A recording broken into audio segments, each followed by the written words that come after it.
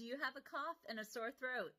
Let me give you 3 acupressure points to help you out. In Chinese medicine, acupressure, acupuncture, the human body is mirror imaged on the first metacarpal, just like this.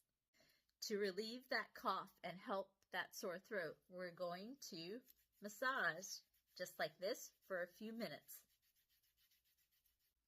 Next, we're going to take our fingers and we're going to go between the ribs in the intercostals towards the axillary crease or the armpit, just like this.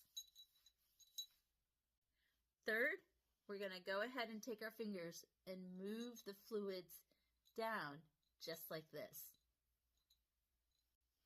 Do each of these steps as long as you want, with a minimum of a few minutes at each step. Drink hot water and take a hot shower